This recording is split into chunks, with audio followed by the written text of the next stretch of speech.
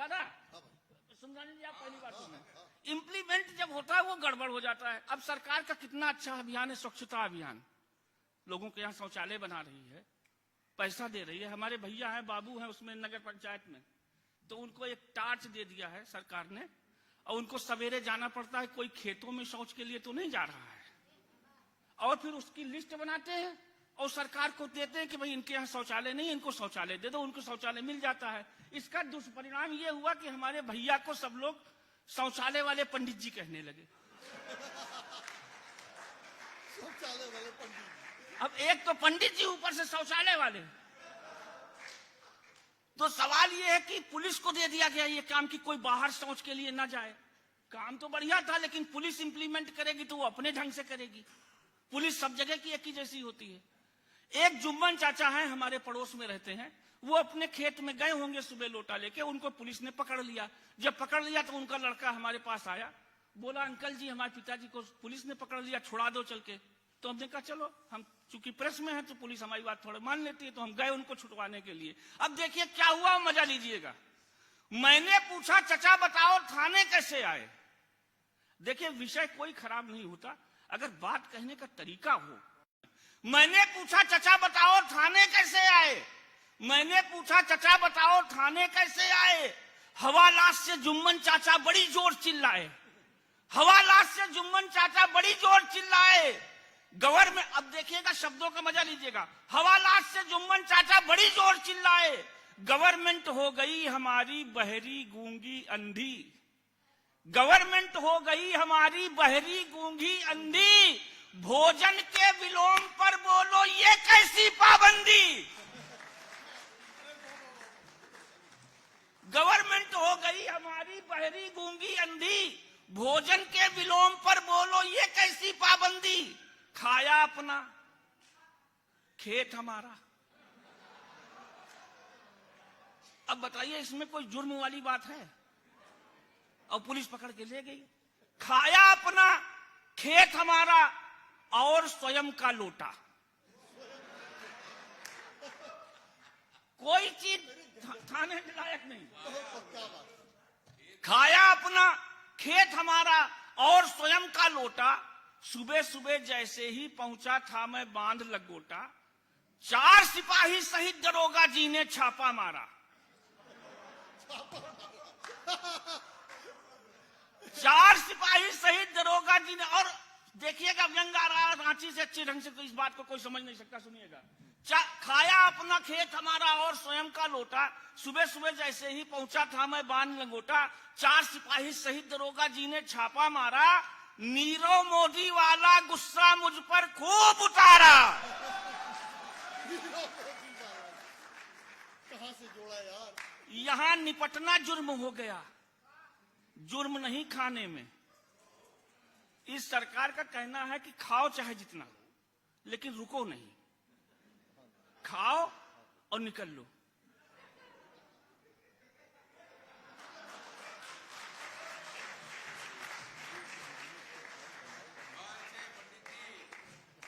मतलब खाओ यहां, निपटो कहीं और जाके।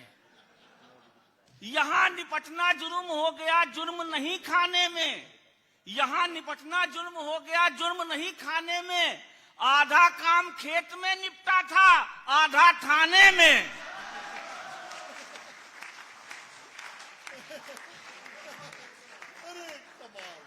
तो ये है, एक कविता जल्दी से पढ़ लें, बहुत मजा आ जाएगा आपको। अपना जो सबसे अच्छा लिखा, चूंकि आप वास्तव में सबसे अच्छे श्रोता हैं देश के, एक बार अपने सम्मान में ताली बजा दीजिए। एक कविता पढ़ने जा रहे हैं, मजा आ रहा है, बहुत अच्छी कविता पढ़ने जा रहा है। बहुत आ रहा है तो घसीट के ताली बजाइए। बहुत लोग खाली हो, बहुत बहुत प्यारी कविता है। असल में जो कुर्सियां खाली हो गई उनके हिस्से की भी आपको बजानी, वरना सुंदरानी जी हमको तपाएंगे होटल में कि तुमसे ज्यादा जमे थे। अरे भाई बजा दीजिए एक बार। तो भैया उनसे कम न जमने देना, इन्हीं के साथ हमको वापस जाना है। पूरे रास्ते ये आदमी हमसे चाय मंगवाएगा। चाय मंगवाएगा। अरे जियो, जो कभी जमता नहीं है वो कवि सम्मेलन लौटते समय कवि सम्मेलन की बात नहीं करता। रेलगाड़ी में जैसे हम लोग बैठे हैं तो कहेंगे ये रेलगाड़ी का डिब्बा ठीक से पोता नहीं गया। अब हम जमे नहीं है, ये जमे हैं। कहेंगे लेकिन श्रोता पंडित जी बहुत अच्छे थे। अब हम कह रहे हैं पुताई नहीं अच्छी हुई है, ये कवि सम्मेलन की बात करेंगे। तो भैया ऐसा करना कि हम भी इसी कवि सम्मेलन की लौटते समय बात करें। गाड़ी झटका देके चल रही है, ये सब ना हम कहें। तो एक बार ताली बजाइए, अपना सबसे अच्छा आपको सुनाने जा रहे हैं। बहुत कठिन होता है जमे हुए कवि के बगल में सीट होना, तो ये ध्यान रखिएगा, सुनिएगा। भैया सुनो। हाँ, स्वागत। कहाँ जा रहे? आ रहे। हमारे शहर आते हैं ये तो हम जम के सुनते हैं बैठ के, और हमारा नंबर आया भागे जा रहे हैं, लेकिन जिस काम से जा रहे हैं वो काम भी बहुत जरूरी है। क्योंकि इस समय प्रधानमंत्री मोदी जी हैं, मोरारजी देसाई नहीं है। हाँ पंडित जी, पढ़िए। एक बार हम गड्ढे में गिर गए, चूंकि दिखता कम है, कम क्या है, लगभग नहीं ही दिखता है, थोड़ा थोड़ा दिखता है। तो सुनिएगा, एक बार मैं गड्ढे में गिर गया हूं, मेरी सबसे अच्छी कविता है, और आप वास्तव में सबसे अच्छे श्रोता हैं, इसलिए कविता सुनाने जा रहे हैं। वाकई शानदार कविता। ताली बजा दीजिए, सुनाने जा रहे हैं। एक रात में एक कवि सम्मेलन से वापस आ रहा था, अपनी नवीनतम कविता की पंक्तियां गुनगुना रहा था। इतने में पता नहीं कहां से बीच में गड्ढा आ गया, बिना पैसे के ही हमें हवाई सफर करा गया। अब देखिए गड्ढे में गिर कैसे रहा हूं, बिना पैसे के ही हमें हवाई सफर करा गया। गीता के कृष्ण की तरह, हास्य व्यंग्य में पहली बार इस तरह का प्रयोग हुआ है। गीता के कृष्ण, गीता में अर्जुन ने कहा कि हम कैसे मारें, ये हमारे चाचा हैं, ये भाई हैं, ये इनको हम कैसे, गुरु हैं, इनको कैसे हम मारें। तो कृष्ण ने कहा जो कुछ है सृष्टि में सब मैं हूं, यही तो कहा गीता में। अब इस बात को हास्य व्यंग्य में अगर ठीक से प्रयोग हो गया हो तो आशीर्वाद दीजिएगा, और आशीर्वाद का मतलब ये नहीं आप वहां से कह दो खुश रहो।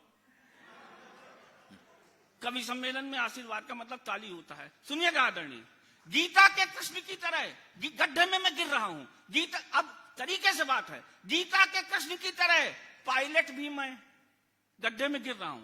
गीता के कृष्ण की तरह पायलट भी मैं, एयर होस्टेस भी मैं, सवारी भी मैं, और हवाई जहाज भी मैं ही हो गया। बहुत अच्छे।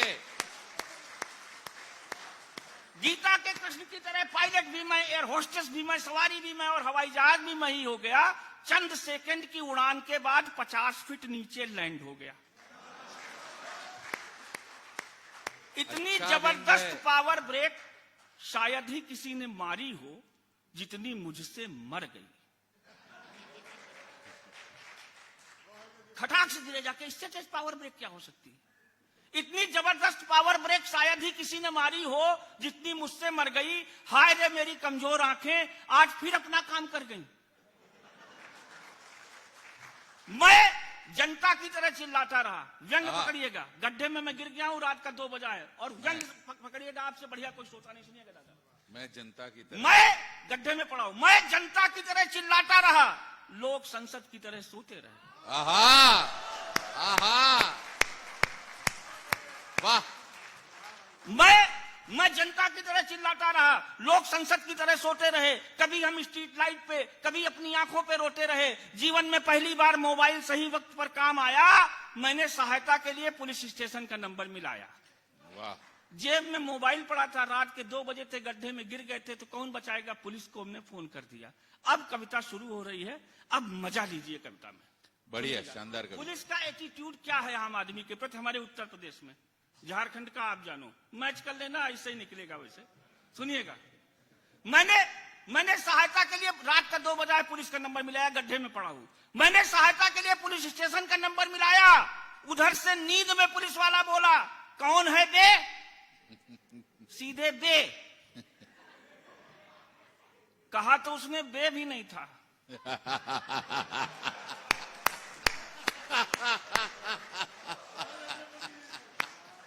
वो तो इतना छाना है, तब बे निकल के आया। उसने कमाल का व्यंग्य भाई, कमाल का व्यंग्य राजेंद्र। उसने जो कहा था वो यहां से कहा नहीं जा सकता, समझ आप भी रहे क्या कहा था। उधर से नींद में, हाँ, उनकी अल्फाबेट बे से शुरू होती, अलिफ नहीं है, सीधे बे। उधर से नींद में पुलिस वाला बोला, कौन है बे? मैंने कहा राजेंद्र पंडित, छोटा मोटा कवि। पुलिस वाला बोला, कवि हो तो फिर क्या पुलिस को कविता सुनाओगे? पुलिस के ये दिन आ गए हैं कि कविता सुनेगी, जैसे कविता सुनना कोई खराब बात हो। बोला पुलिस के ये दिन आ गए कि कविता सुनेगी। मैंने कहा कविता नहीं सुनाऊंगा, समस्या गंभीर है। मैंने कहा कविता नहीं सुनाऊंगा, समस्या गंभीर है। इस समय 60 फीट नीचे शरीर है। और महीन बात पकड़िएगा, मैंने कहा कविता नहीं सुनाऊंगा, समस्या गंभीर है। इस समय 60 फुट नीचे शरीर है। उसने पूछा आत्मा? हाय हाय हाय हाय, वाह वाह। ये है पुलिस। हम फोन से उसको बता रहे, तब भी वो कंफर्म कर रहा हम जिंदा है कि मर गए। ये स्थिति है, ये आईक्यू लेवल है पुलिस का। मैंने कहा समस्या गंभीर है, इस समय 60 फुट नीचे शरीर है। पुलिस वाला बोला आत्मा? मैंने कहा आत्मा दुखी है, कविता के प्रति आपकी दहशत देखकर अभी अभी दहशत खाकर मर चुकी है। वाह वाह वाह पंडित जी वाह। बोला पूरा परिचय 60 में बताओ, मेल हो या फीमेल। पुलिस एक्शन भी तभी लेती है वो जान ले कि बुलाने वाला व्यंजना शुक्ला है या राजेंद्र पंडित है। ये हमारे यहाँ पुलिस का कैरेक्टर है। पुलिस वाला, और हम बोल रहे हैं समझ नहीं पा रहा। पुलिस वाला बोला पूरा परिचय 60 में बताओ, मेल हो या फीमेल। मैंने कहा आपको आवाज से क्या लगता है? पुलिस वाला बोला आवाज से कोई कैसे बता सकता है? मायावती जी की आवाज से उनके फीमेल होने का पता चलता है। क्या बात है यार, क्या बात है।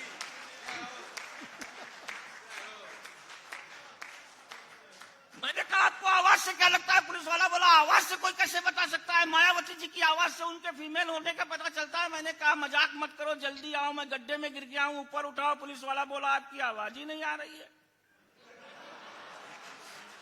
ये पुलिस है दादा। पुलिस वाला बोला आपकी आवाज ही नहीं आ रही है। किसी खुली जगह में आकर समस्या बताइए। अब बताइए, गड्ढे में गिर गया, कह रहा खुली जगह में आकर समस्या बताओ। अगर खुली जगह में चले जाएंगे तो समस्या खत्म हो जाएगी। मैंने कहा गड्ढे में गिर गया हूं। बोला तो फिर गड्ढे से निकल आइए। उसने नए सिरे से बात शुरू की। बोला फिलहाल आप कहां से बोल रहे हैं? वो ये प्रदर्शित कर रहा था जैसे आवाज नहीं आ रही। अब हमें गुस्सा आ रहा था, 60 फीट नीचे गड्ढे में पड़े थे, दम घुट रहा था, गुस्सा आ रहा था। पुलिस वाला बोला फिलहाल आप कहां से बोल रहे हैं? मैंने कहा मुंह से।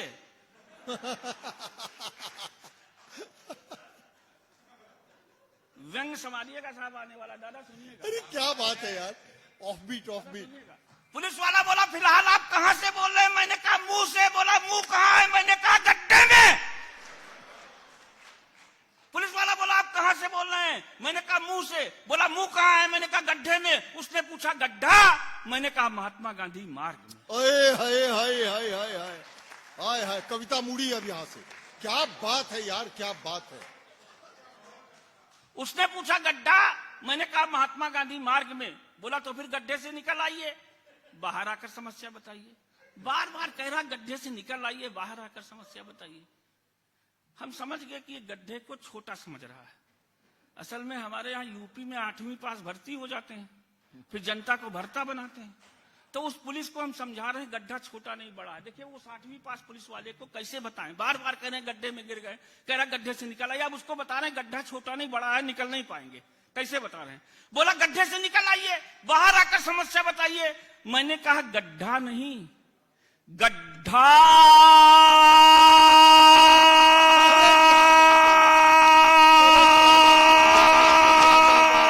है। बोला बाप रे इतना बड़ा?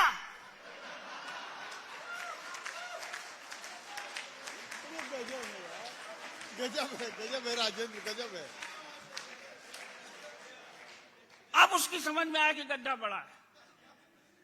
अब देखिए पुलिस कैसे पेश आती है, सुनिएगा, मजा आ जाएगा कविता में। पुलिस वाला बोला बाप रे इतना बड़ा गड्ढा नहीं दिखा। बचाने नहीं आ रहा, हम ही को डांट रहा है। बोला इतना बड़ा गड्ढा नहीं दिखा। अरे कभी तो अकल से काम लिया करो। बोला कभी तो अकल से काम लिया करो, जब नहीं हजम होती है तो मत पिया करो। बोला कभी तो अकल से काम लिया करो, जब नहीं हजम होती है तो मत पिया करो। मैंने कहा मैं पीता नहीं हूं। बोला तो फिर क्या सूरदास हो? बोला क्या अंधे हो? अच्छा अंधा नहीं हूं, थोड़ा थोड़ा दिखता है, तो हम झूठ तो बोलते नहीं। बोला तो फिर क्या सूरदास हो? मैंने कहा पूरी तरह से नहीं हूं। अब पुलिस का व्यंग देखिएगा। पुलिस वाला बोला तो फिर क्या सूरदास हो? मैंने कहा पूरी तरह से नहीं हूं। पुलिस वाला बोला तो फिर क्या बीच में हो? उसका बीच बड़ा खतरनाक था। पुलिस वाला बोला तो फिर क्या बीच में हो? बीच में हो तो मेरी खोपड़ी मत खाओ, अपनी बिरादरी वालों को बुलाओ। वो कुछ और समझ रहा है। पुलिस वाला बोला बीच में हो तो मेरी खोपड़ी मत खाओ, अपनी बिरादरी वालों को बुलाओ। मैंने कहा इसीलिए आपका नंबर मिलाया है।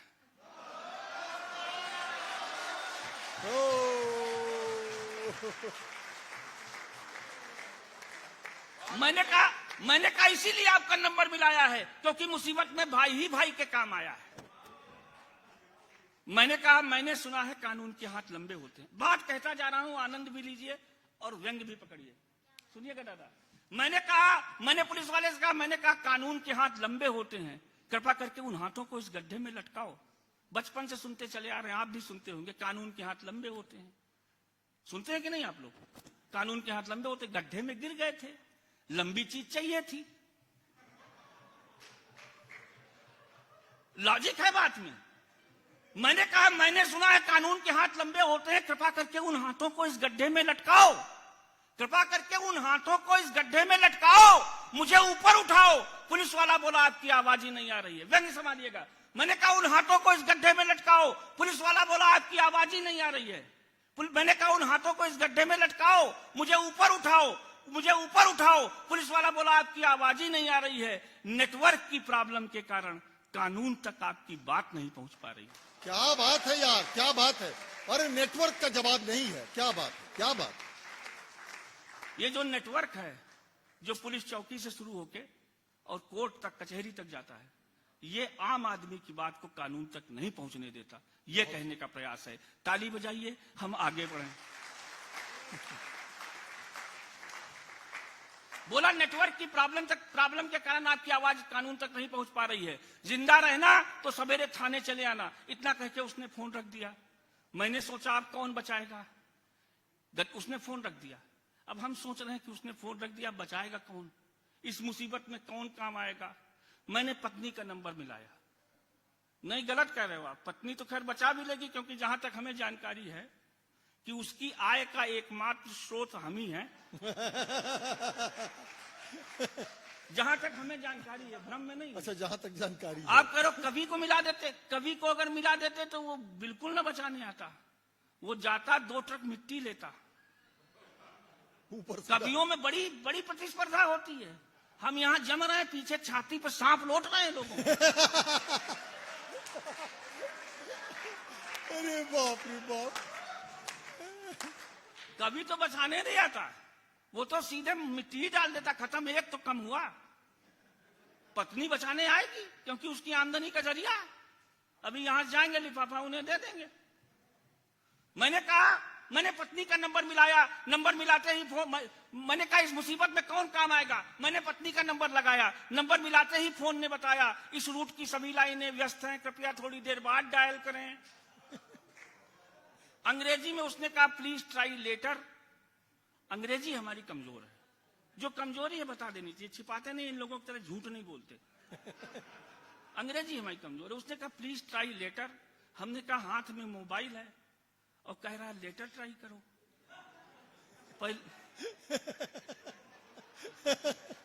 पहले गड्ढे से निकले, पोस्ट ऑफिस जाएं, पोस्ट कार्ड खरीदे, एक अंतरदेशी खरीदें, खरीद के पोस्ट बॉक्स में डालें और फिर गड्ढे में कूदें।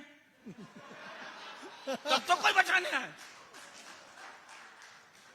उसने हिंदी में कह दिया था थोड़ी देर बाद डायल करें। थोड़ी देर बाद फिर मैंने पत्नी का नंबर लगाया। थोड़ी देर बाद मैंने फिर पत्नी का नंबर लगाया। इस बार घंटी गई, उसने उठाया। बारीक बात पकड़िएगा। मैंने थोड़ी देर बाद फिर पत्नी का नंबर मिलाया। इस बार घंटी गई, उसने उठाया। फोन उठाते ही बोली कौन। मैंने पूछा तुम्हारे पास भी ऑप्शन है? अपनी सगी पत्नी कहे कौन? ये बात बर्दाश्तेबल नहीं है। अब साहब गड्ढा किनारे हो गया, कवि का स्वाभिमान जाग गया। पत्नी कह रही कौन? मैंने पूछा और कौन कौन फोन करता है? अब चाहे प्राण चले जाएं।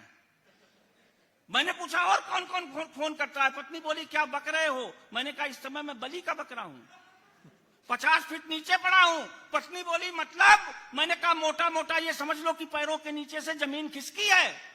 और हमारी पत्नी का स्वभाव देखिएगा और मजा लीजिएगा। मैंने कहा मोटा मोटा ये समझ लो कि पैरों के नीचे से जमीन खिसकी है। पत्नी बोली ये 60 में कौन है? महिला की आवाज किसकी है?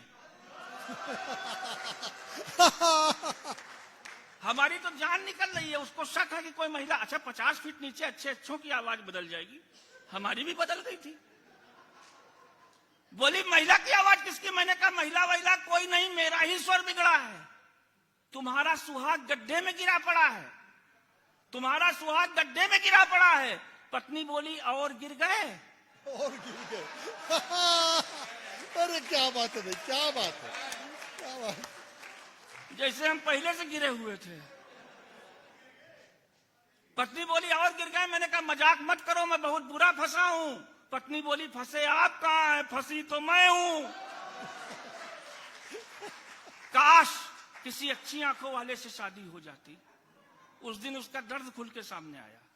काश किसी अच्छी आंखों वाले से शादी हो जाती, ये नौबत तो ना आती। मैंने पत्नी से कहा मजाक मत करो, मैं पिछले 70 मिनट से गड्ढे में हूं, मेरा दम घुट रहा है। अंतिम पंक्तियां संभाल लीजिएगा कविता की, सुनिएगा। जब हम आदमी थे, कवि नहीं थे, मतलब सुनते थे कवि सम्मेलन।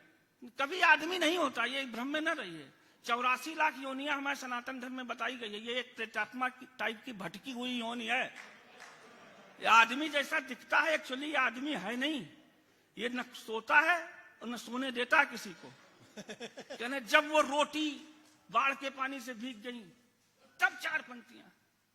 कहने जब सैनिकों ने, वीरस का कवि, जब पाकिस्तान के सैनिकों ने हमारे 2 सैनिकों के सर काट लिए तब 4 पंक्तियां कहना चाहता हूं। अबे पहले कह देते, ये तो ना होता। तो ये कवि जो है ना, ये हमेशा छिद्रान्वेषण करता है, हमेशा कमियां देखेगा ढूंढ ढूंढ के। ये कमी, अरे खुश रहो, दूसरे खुश रखो।